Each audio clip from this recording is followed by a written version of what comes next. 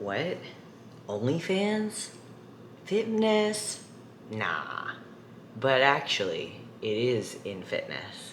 I'm going to tell you about my experience with OnlyFans, the recent news that they announced and have actually reversed, and how I've seen a lot of success for women specifically in fitness or bodybuilding using OnlyFans to help increase their income and doing so without explicit content. Number 56, Caroline Dimasquita.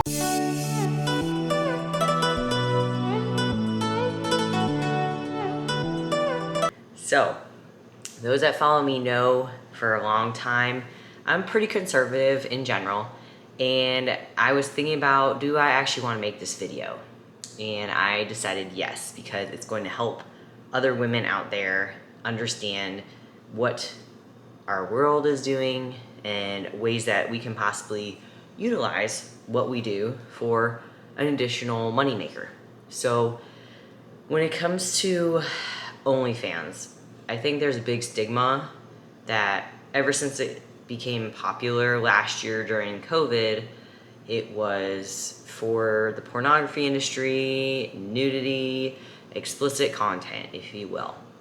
And when I started researching it and hearing how much money these women were making, just was amazing to me. I'm like, how in the world is this happening? Like, I get it, but in the same sense, I didn't. And so I actually started an OnlyFans account in 2020. I think it was August, right after my competition season was finishing up for the year. And when I did, I opened my eyes to a whole new world of what's on the internet, number one. But number two, another way that I can supplement my income while still maintaining my own morals and beliefs. And so everyone has their own opinion and philosophy on this. It's up to them to decide, right? Just like we all have our own body, we decide what we put out there in the world, whether it's on the internet or not. So, fast track forward to now, OnlyFans just announced earlier this week, we're in August 2021, that they were going to be restricting and removing any particular video content that was considered pornography or questionably offensive. And when you read through the terms that they had changed, they were very vague. And it honestly wasn't going to impact me at all, because I say exactly on my page, no nudity. And even when people ask me for explicit content, I tell them, nope, sorry, can't do that. And I have my boundaries. So people understand that. If not, they don't follow me anymore and don't subscribe. But needless to say, OnlyFans ended up retracting those proposals after they had several users leave the platform, and also they got approval from their banking institute that was paying out to users and content creators like myself. So what does that say about everything right now? Money speaks, and unfortunately in our society, that's something that isn't going to change.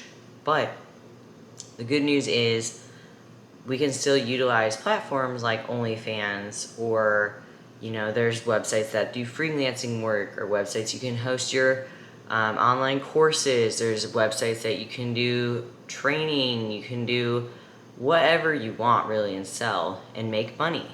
And whether it's your physical body imagery, your intellectual property, those are all things that in today's world we have the capability to do it. So is it wrong? Yes or no? It's not up to us to decide. It's not us to decide and dictate what other people necessarily are doing and judge them for it, right? So like I said, I actually started my OnlyFans in 2020, and within the first 6 days, once again posting no nudity, posting mostly photos, some videos, I made over $1,200, and I wasn't really trying. And to be honest with you, like, my subscriber count wasn't that high either. It was mostly through pay-per-view photos and videos that I would send to specific subscribers, and from there my following grew. It's kind of gone up and down depending on how much content I do, but for me, I'm doing mostly modeling shoots, more of the behind the scenes, like at home, boudoir, lingerie, sweaty gym clothes, stuff like that. There's other successful people on OnlyFans without nudity who do talk shows. They do foot fetish stuff, so they take pictures of their feet, videos of their feet. There are workouts that people subscribe to these trainers just to get their workouts. I've also seen success with doing like relationship advice, cooking videos. So there's a lot more out there than just the explicit content that OnlyFans is known for. So it's ultimately up to you if you want to do it and go forward with it. And if you're interested in learning more about some of the ways that I went about building my platform on it, would be glad to do a follow-up video. Just give me some comments and things that you'd be interested in. But also, is this something I'm going to do long term? No. It's just a supplemental income right now. I mean, at one point, I was making like $2,500 a month extra, which was equivalent to a corporate salary that I was making in another job. So a lot of people in these lower level positions that aren't making hardly any money to make ends meet, supplementing it through a website like OnlyFans is kind of on the same level of like sex workers, like strippers, but there's a little bit more, I would say, freedom that the creators have, so they don't have to necessarily be in a negative work environment or deal with harassment or abuse or anything like that. Don't get me wrong, there are still people out there that will harass, and you can block them, you can restrict them, so that's still possible, and the site's pretty safe as far as verification goes. But, you know, unfortunately in today's world, everyone's gonna have a black or a white opinion, and for some reason we've lost touch of a gray area. So, needless to say, that's why I'm speaking about it, because I don't think it's all negative.